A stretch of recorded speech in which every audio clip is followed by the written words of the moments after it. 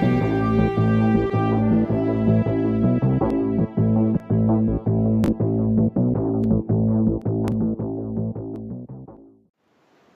afternoon. It's Monday, the 26th of September 2016, just after 1 o'clock. Welcome to UK Column News. I'm your host, Brian Girish. With me in the studio, Mike Robinson. We will be joined by a live video Skype link by Dr. Graham Downing, who's going to be talking about matters related to health, but also I think there's some interesting travel restrictions coming in, which we're going to take a look at.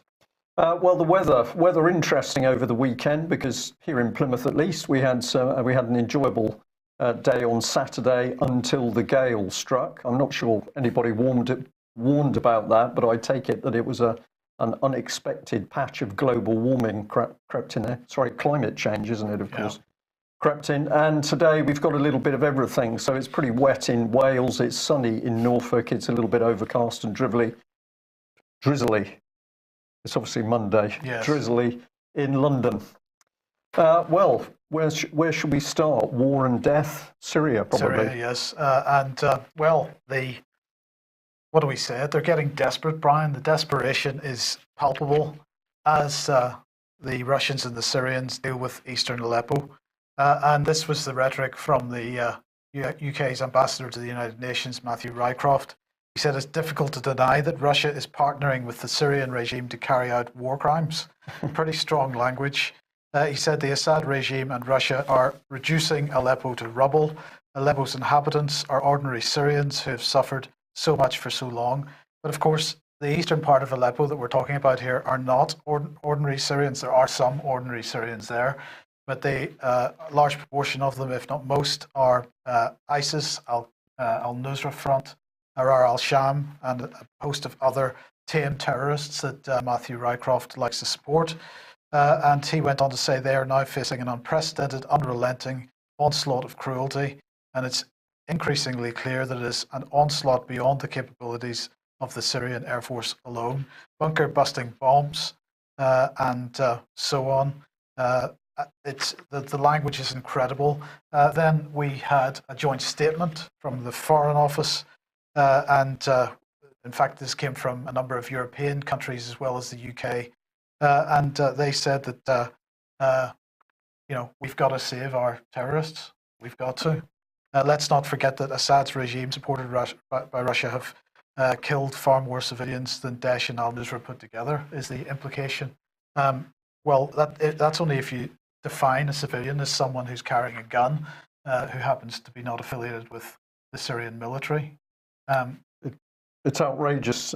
Mike, you listen to what is being pushed out by the British government at the moment, complete and utter lies and propaganda, and of course no real truth coming out about what's happening in Syria from our illustrious BBC and other so-called mainstream sources. Absolutely. Well, we'll come on to that in a second, but you're absolutely right.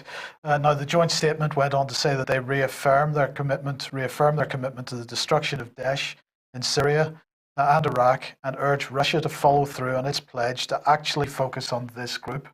So they want Russia to focus on one particular group. Will not worry that al-Nusra is acknowledged by everybody to be a terrorist organization, Arar al-Sham the same, but we've got to focus on one particular group. Well, we'll be able to demonstrate in a minute, Mike, that of course we can't focus on one particular group, because apparently, despite a £2 billion expenditure on GCHQ and MI6 and Britain's so-called intelligence services, they clearly don't know who is who or what is what. So that's going to be pretty easy to take apart. But we do have to highlight the BBC today for this. Get on to today's Today program, and the URL for that is there.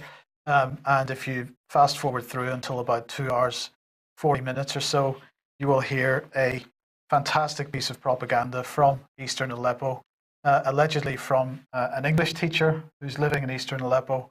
And personally, my assessment of it is that it was recorded at White City, because it was clearly, to my mind, clearly manufactured somewhere outside of Aleppo. Each section of it was supposed to be an audio diary, day by day, from this person. and each section of it had a slightly different tonal equalization on it to make it appear as if it's being recorded on different microphones from different places at different times. It didn't convince me.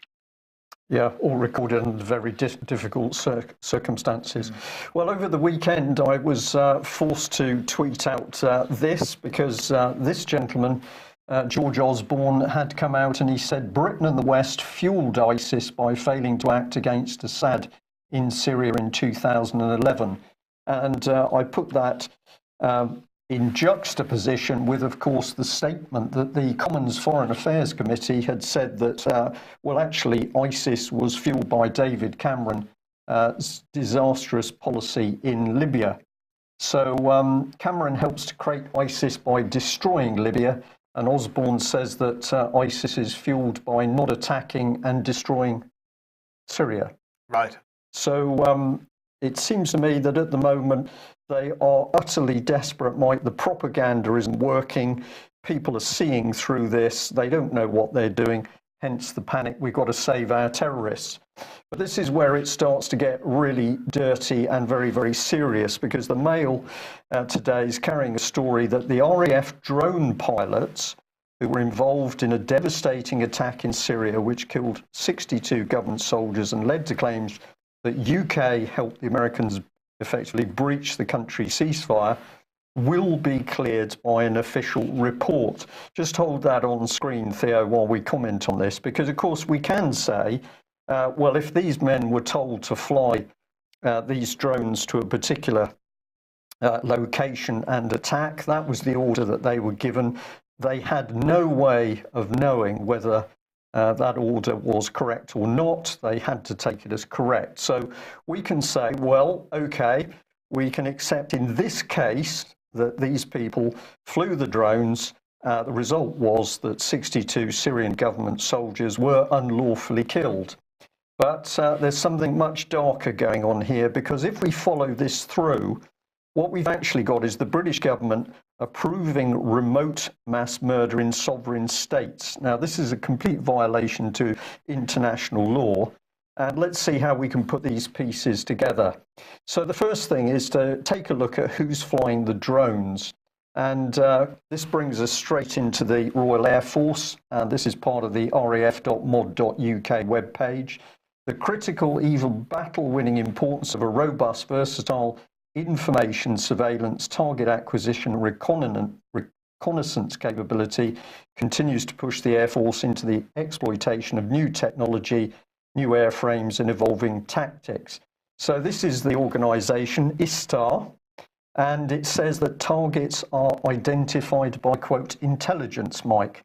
So this is all high tech, this is all, we're moving into a new area of technology, and trust us because we're all intelligent.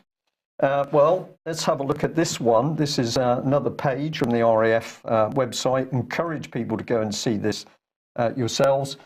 And it says, as highlighted in the Strategic Defence Review, the likelihood of conflict involving non-state or failed state actors has been increased by globalisation. State-on-state conflict is likely to change in character, and on it goes. But really, all we're interested in is this statement. The British government is now judging whether it feels overseas governments have failed. And if David Cameron or Tony Blair feel that you failed to run your country to a sufficient standard, they label you failed state actors, and then they can attack you remotely. Well, of course, think what that means. Think of the condition of Britain at the moment. Virtually nothing works, from the NHS to education. We have people sleeping rough, people who can't feed themselves. We're producing armaments for vicious overseas dictators. And yet, apparently, we are the country that's going to be judging failed state actors. So the RAF is now aware of what they did the first time round. Any subsequent repeats of this means that the people flying the drones will be guilty of war crimes. So let's bring in the boss, Air Commodore Dean Andrew. And this was his comment on the drone killing, relying on several different sources. that a checked and cross-checked means there is a strong corroboration which leaves little room for single-stream failure. Now, if you understand that language, basically what he's doing is departing from reality by praising a cross-check system that clearly failed. There's no other explanation for this. He's boasting about a system which he says, well, this is a really good system, but actually that system failed, and he didn't comment on it. So what sort of man is he? Well, we found this excellent article, Second Line of Defence, and here's the Commodore boasting about transforming the Royal Air Force I-Star Force, a discussion with Air Commodore Dean Andrew. So let's bring him in. Here he is. And part of his talk, this is one slide from it, is what does good look like? And if you read through this slide, and you can freeze this on screen, of course, you will find that he's using the language of change and transformation. This could have come out of Boots the Chemist or perhaps a BP advert. And I'm going to say the more you read it, the more you realise something is wrong. So what might be wrong with this man? Well, it's newspeak. And here we are. I need to have people coming into the force who already have their aperture open and can drive change. And he stressed that you should have your aperture open if you come into the RAF. The overlapping Venn diagrams that we start to see across the RAF and defence, if we use an I-Star contributing capability lens, get bigger and more complex as new and legacy platforms and services become integrated. Now, this is dangerous language. This says this man has been reframed. He's no longer able to function as an individual applying proper intelligence and common sense. Making the financial and conceptual space for that enhancement requires a common approach to training, manpower, support and sustainability, information and operating concepts that is at the heart of the transformation. This is complete rubbish, and it's dangerous rubbish. And the last one, cultural change, where the aperture is opened for the team and they can embrace greater integration. So what we've got here is a highly framed individual who operates the RAF men and women who've now killed unlawfully 62 minimum Syrian government troops. He's unable to realise what he's done. He's unable to realise the significance and the danger of it. And he's wrapped up in newspeak language. And he's not alone, is he, Mike? No, Graham, I realise this isn't necessarily your field, but have you got any thoughts on what we've covered? Hi, Mike. Hi, Brian. Well, I mean, geopolitics isn't my field, as you rightly say, but anyone can see that the use of our troops in anything that really isn't related to proper defence of this country is really... It shouldn't be condoned, and I think you're right. I think lots of these people that are involved in these positions now, they appear to be compromised, and you see this, across the board in many areas where people they have to speak the language and they have to say the things they're supposed to say, and any kind of critical thinking is lost. I mean, the use of our military to involved in anything that might result in the deaths of civilians unnecessarily and more for political gain than it is for any proper defence, and that has to be widely condemned.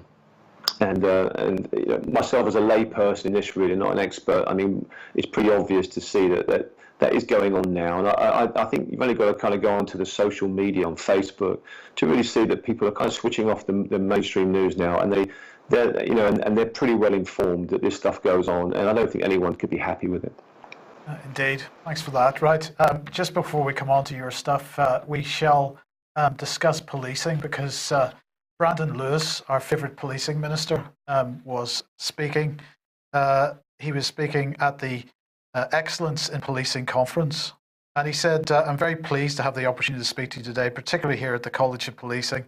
Providing leadership for the sector on standards, on professionalism, on diversity, and on performance is our focus today.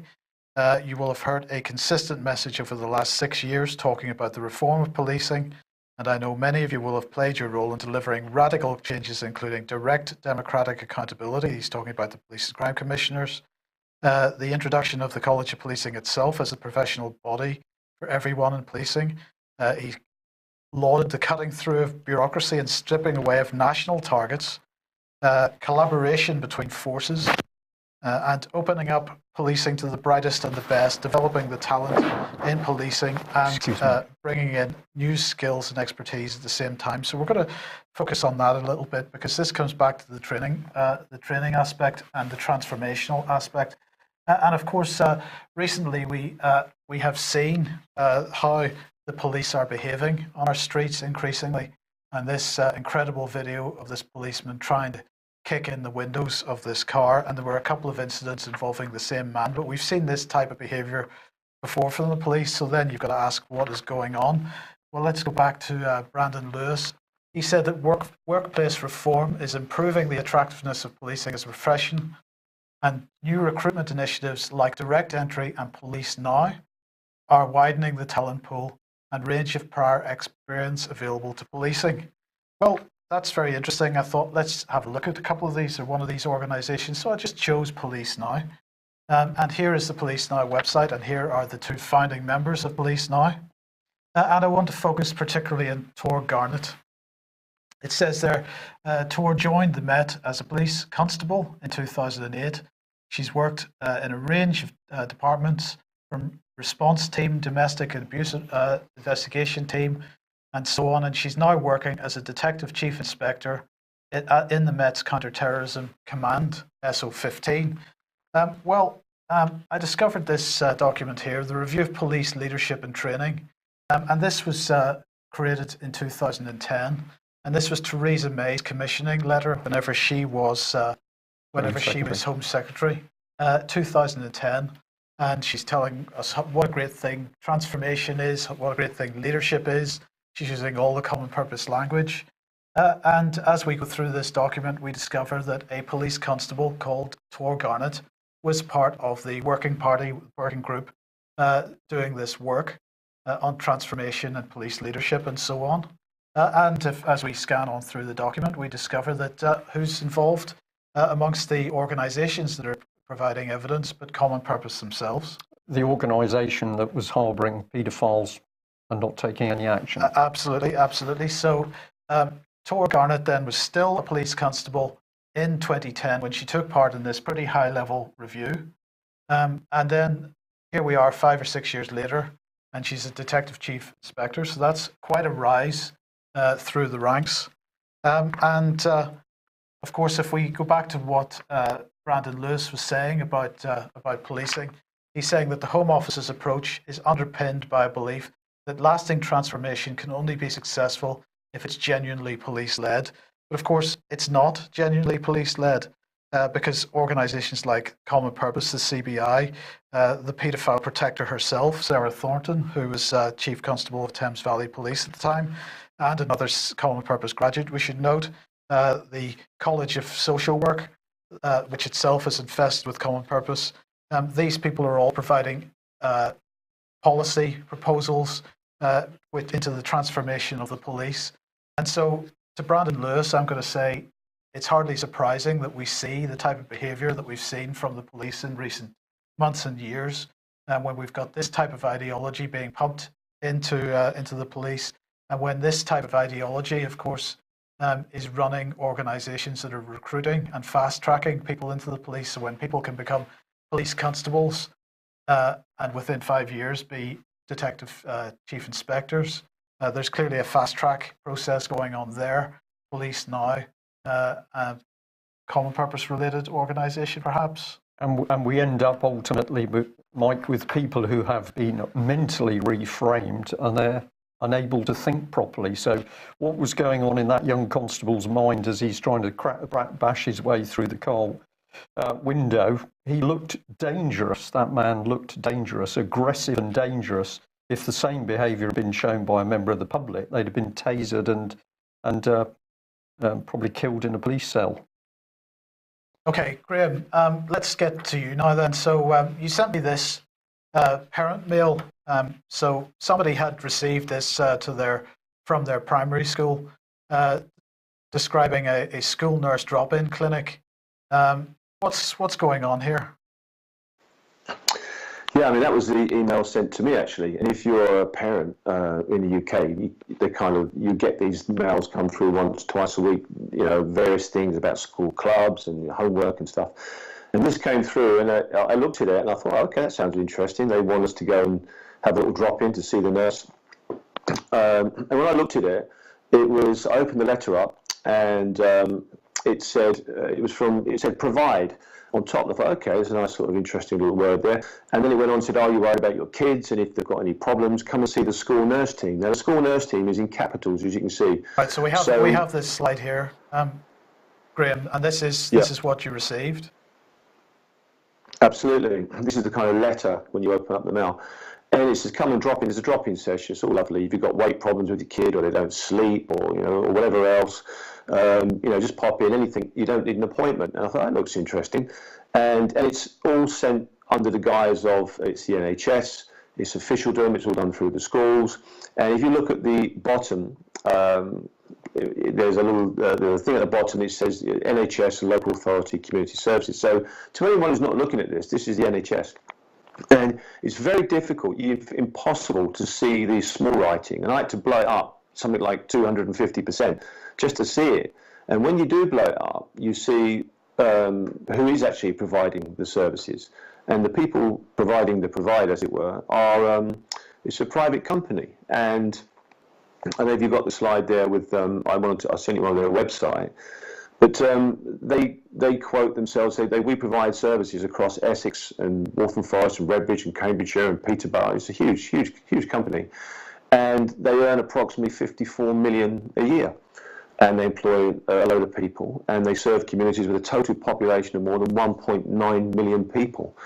So now, there's nothing wrong with private companies providing services. What is wrong, from my point of view, is that it's hidden as being the NHS. Almost masquerading as the NHS.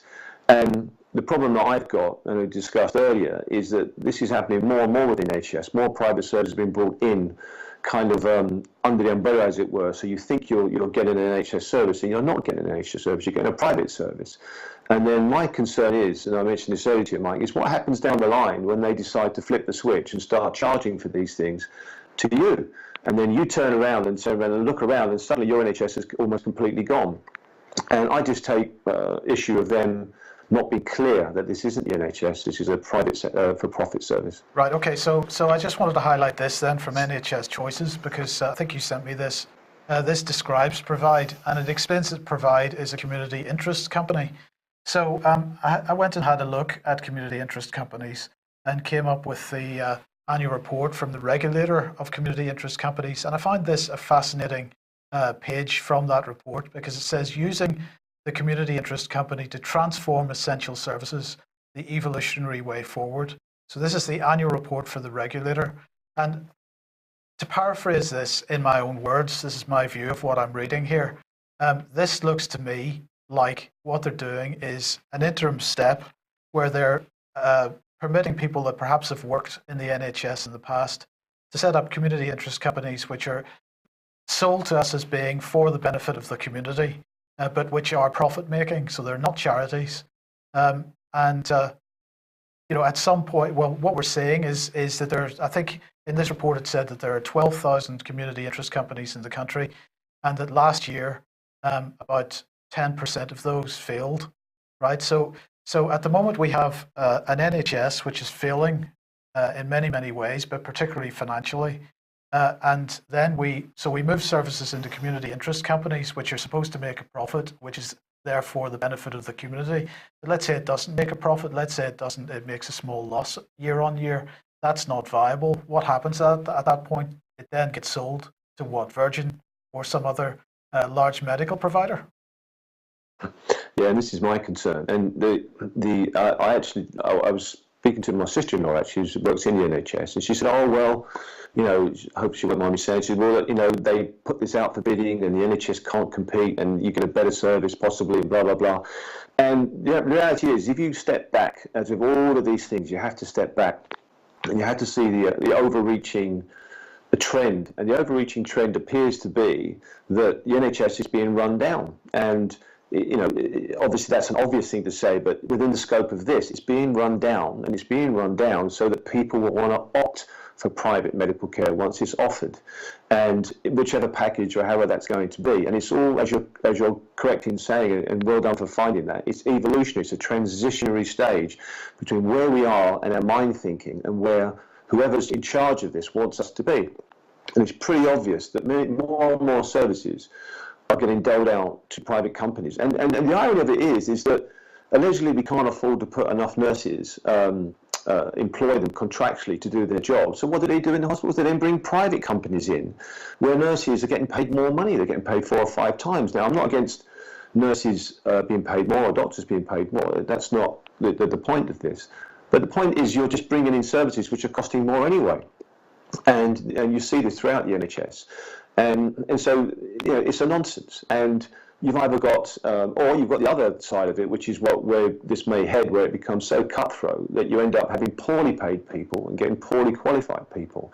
So you've got 2 extremes. When in the middle, we've got the solution anyway, which we've had for many years, which is just fund properly, run properly, and keep the privatisation out of the NHS. And let's just have a good, proper working NHS that we grew up with, and hopefully our children can as well.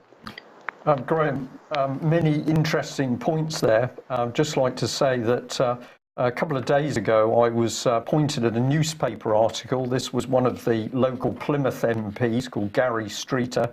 He was speaking at a local, he'd written an article for one of the local newspapers. He was attacking conspiracy theorists, and he was attacking the conspiracy of people that thought that there was a secret plan to privatise the NHS. Well, we have been seeing for many years, of course, the blatant move towards privatising the NHS. And I think what we're looking at here is another facet of that, which is privatisation by stealth.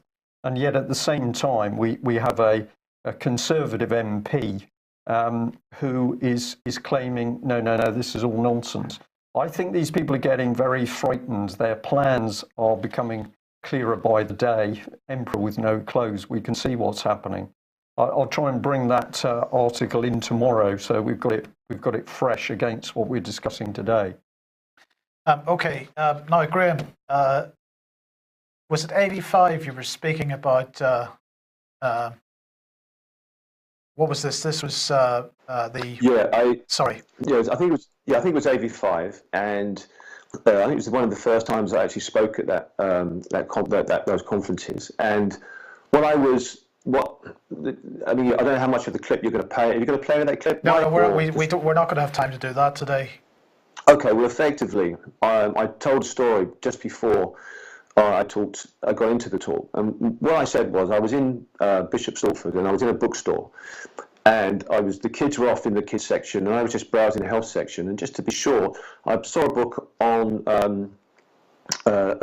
once again, a global threat. And it was to do with the fact that antibiotics are running out. And at that time, no one was really, apart from me, no one was really speaking about it. And I was being interviewed on various programs about it. So I was quite shocked. And when I read it, I was even more shocked that it was our own chief medical officer that wrote the book.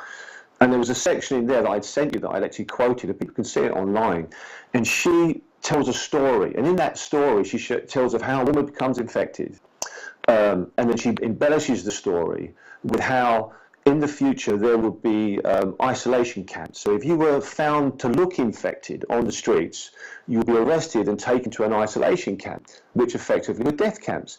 Now, I'm kind of paraphrasing what she said. Now, but just to make the point once again, this was not a work of science fiction by some pulp fiction science fiction writer. This was a senior medical professional working for the government. Absolutely, and that's why I found it so astonishing, because she couldn't do that without being sanctioned. And you hear me say that. There's no way, how can you put that out? And she was predicting a time when if you looked infected, you would be arrested, taken to an isolation camp, and effectively they would be known as death camps because you'd be put in places with other people that are infectious.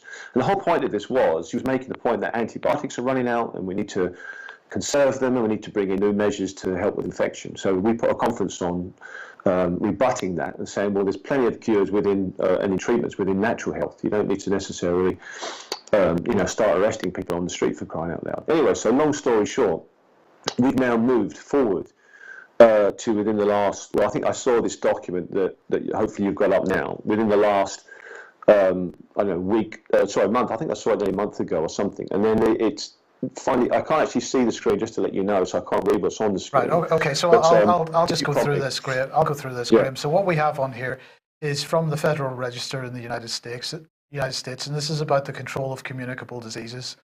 And the quote here is that posing a public health threat to the traveling public, be restricted from boarding commercial aircraft arriving into, departing from, or traveling within the United States.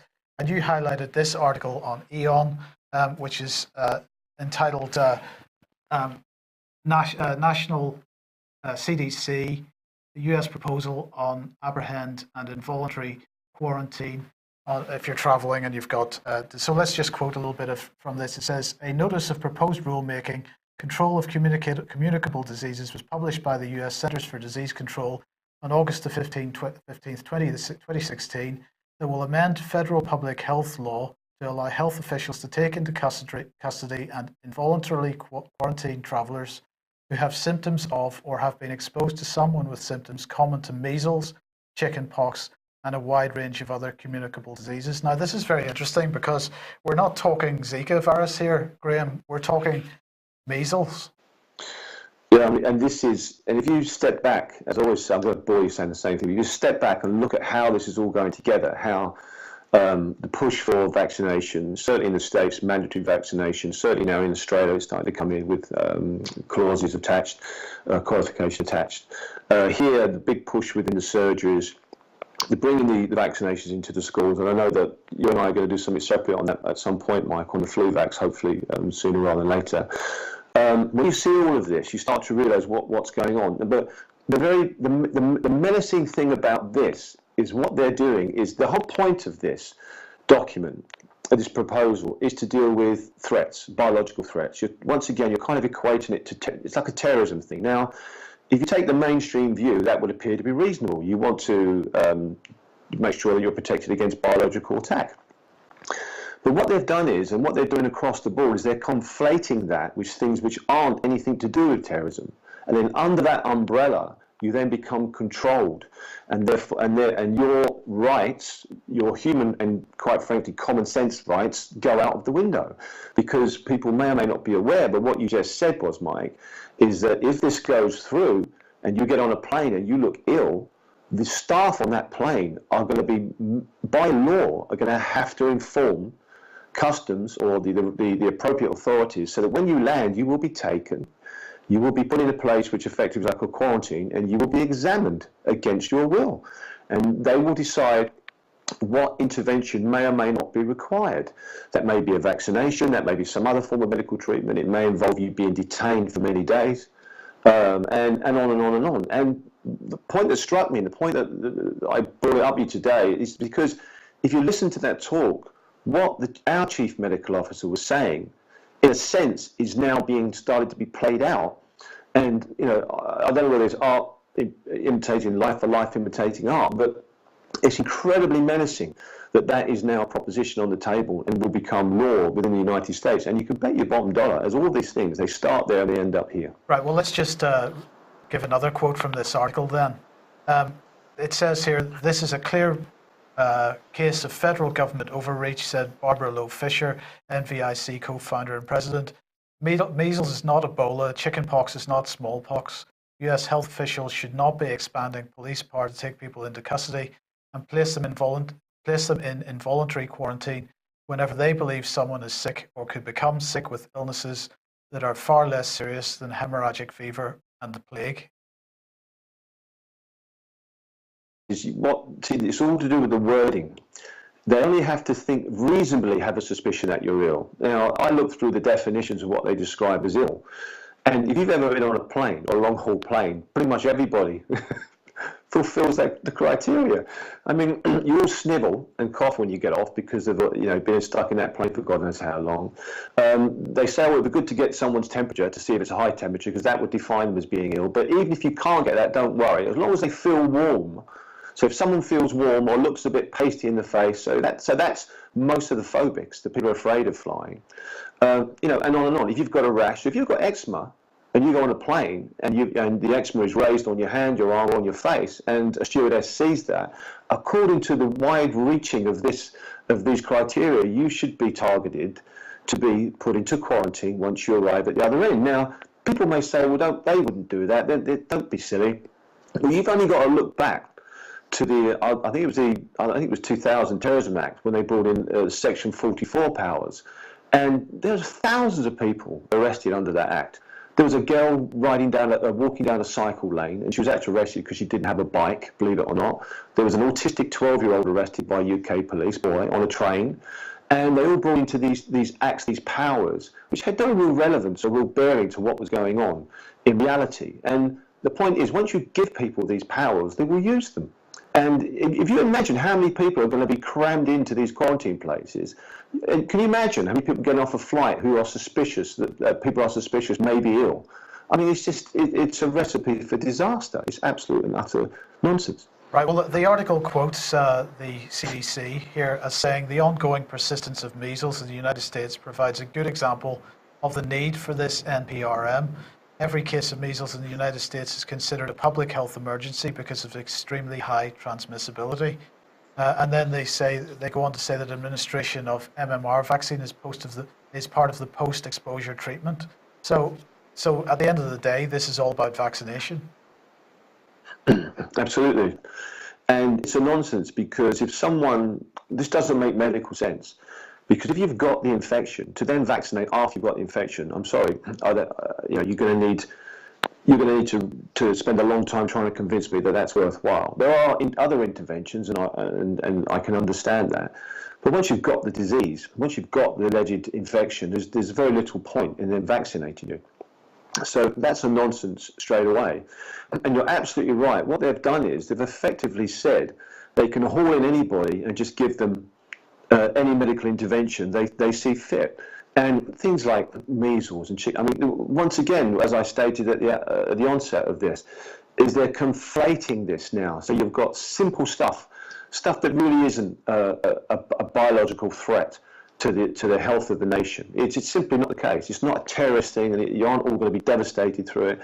And they're conflating this thing. So now it's all wrapped in this law, and you're going to get a policeman or somebody in authority who's now going to come in and act in those powers and in the presence of that feeling that you are a threat.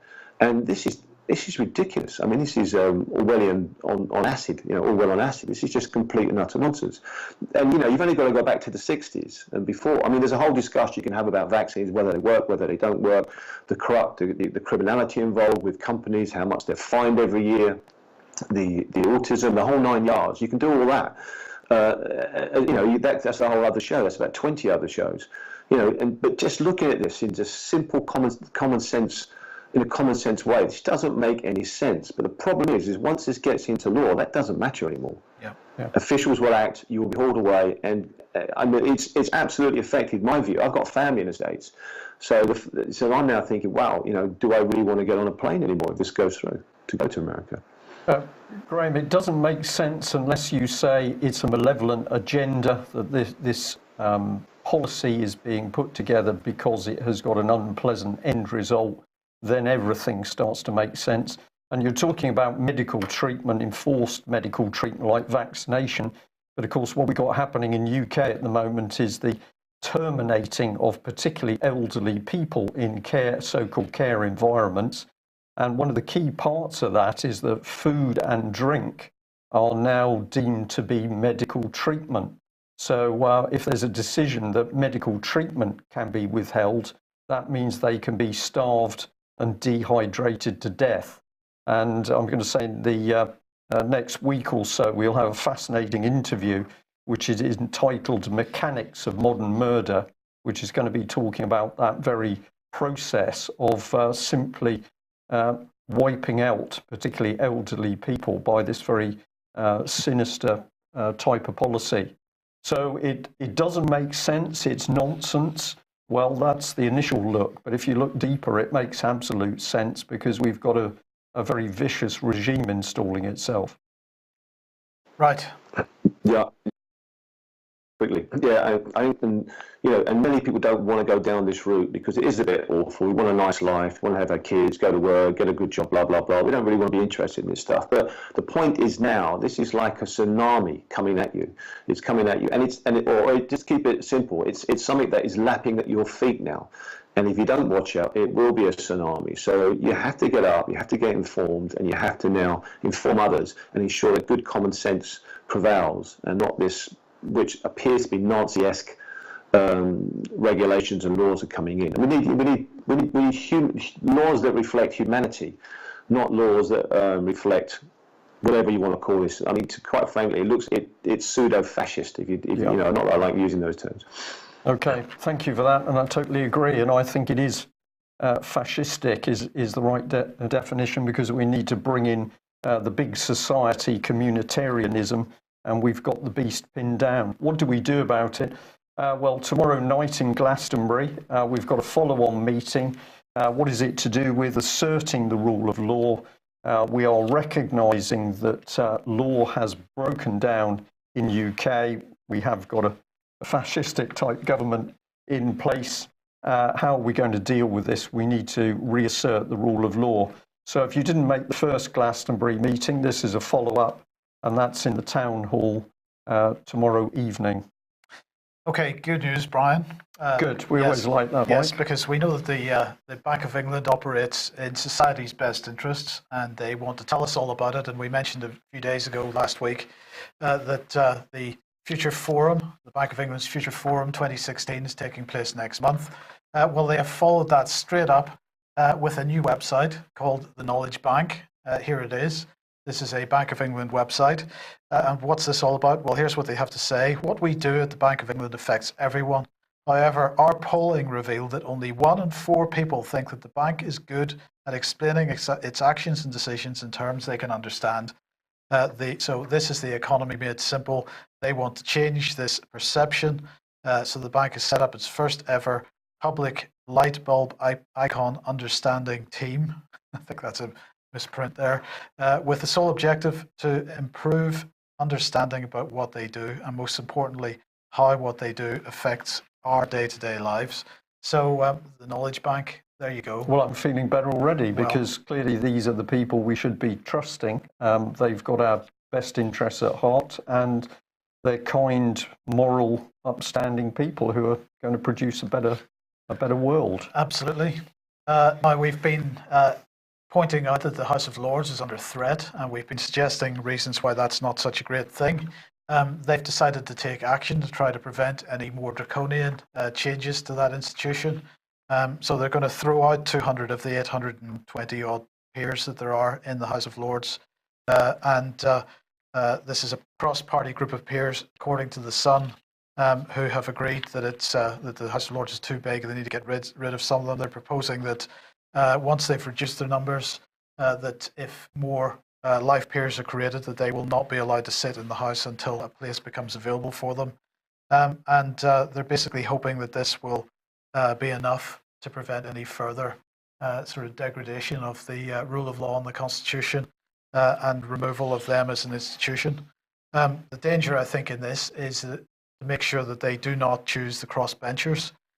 So there are 255 Tory peers in the House of Lords, 209 Labour peers, 105 Lib Dems, and 177 who are independent of all party politics. So it would be nice to see some of the lesser members of the Tory, Labour and Lib Dem parties being removed rather than some of the independents. But nevertheless, this is constitutional reform. It is, of course, yes. Graham, this one's for you, really. I saw this article in the Mail today, and I think it was yesterday, sorry, and it says patient with rare, sorry Theo, if we can put that up, patient with rare heart condition dies after asking doctors to turn off her pacemaker in the UK's, quote, first assisted dying case.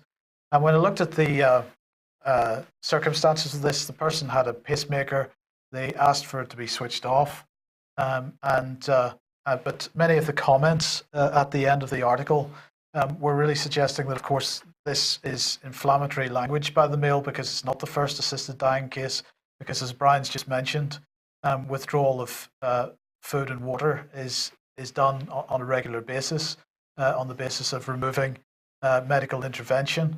So the question is, from an medical ethical point of view, I thought you'd be a good person to ask, is this what you would consider assisted dying, or is this not quite that far, but an intervention that is equivalent to removing other types of medical treatment?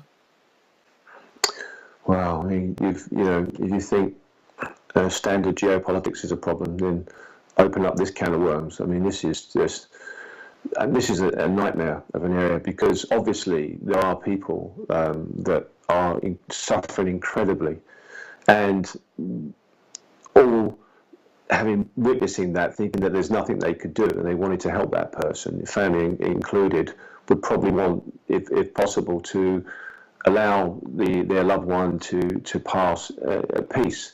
So one extreme example, you've got justification for assisting someone to pass. Now then you've got the definition of how you do that. If starving someone to death is helping them, then I can't see how that's helping them, because obviously you're giving them a way of dying which isn't very pleasant. So then you get the thing, well, what do you do and how do you assist that? And do you use drugs? And obviously then we've got, if you've only got to look at the lifers and the people in Texas and other places who have lethal injection, you've only got to see how that all goes wrong. And there's some horrific stories from there. So even if you could find at the extreme justification for this, how you go about it and how you safely go about it and how you do it in a way that would not further harm the person in terms of making them experience something awful before they pass. That is obviously there isn't necessarily a clear answer to that. So that has to be solved, before you can even consider that. However, it does go on, and there's no doubt about it. And I think if people work in, I'm not going to necessarily quote anything from the NHS. I don't work in the NHS. I'm not an allopathic doctor, but I'm aware of stories that people say old people in old homes, whether or not people would deem that certain drugs may have been pushed a bit harder than others. I'm sure if you speak to many medical physicians, they've got a few skeletons in the cupboard, and in their view, things may have been done, and they may have felt that they were assisting that patient. I have no direct evidence of that, so that's not a direct quote, as it were. So it must go on, and I think it was called the Liverpool Care Pathway. Actually, I think I could be wrong on that, where they did literally withdraw food and water. And really, you've only got to go into any geriatric ward, and if you've got a loved one in there, there's always one or two people just lying there, not eating and drinking, and the staff might have try for 5 minutes to give them food, then they give up, and then so in a sense you've got it there anyway. It just may not be officially kind of recognised. They've done studies in Holland and other places, and there's many issues against this on the other side. And I think they did a study, and over 1,000 of the people that were assisted did not give permission. They couldn't give permission, and only 400 did. Then you get the thing of many disabled people would want to take their life, but not necessarily because they're disabled, but because they don't have the services and the provisions that should be given to them, and they become frustrated and depressed. And then again, are medical people the best people to make that decision? Just because they're good at medicine doesn't mean they're good at ethics and law, and so on and on and on and on and on. And there are many arguments against it, and I can see the reasons for it as well. I think it's an impossible situation. I really do. I think it's incredibly difficult. Whoever's got to make the decision about this, good luck to them, because it is an absolute can of worms. Okay, well, I think we'll be having more on that subject coming out, as I say, over the next couple of weeks. I think we should leave it there. Yes, I think we're just about the end of the news. Graham, thank you very much for joining us. Pleasure to have you as always. Just a reminder again, if you can possibly get to that Glastonbury meeting, please do. We're now starting to ramp up towards the British Constitution Group meeting on the 19th of November in Winchester. That will also be looking very much at the breakdown of law in the United Kingdom and what we do to reassert the rule of law. And as we can see by today's news, it's probably getting ever more urgent. And don't forget, on Wednesday, if you're in Scotland, we're meeting on Wednesday night for the first sort of Friends of the UK column meeting up there. In Dunblane. We'll put an ad out again for that tomorrow. That's it. Thank you for joining us. We'll be back same time tomorrow. Bye-bye. Bye-bye.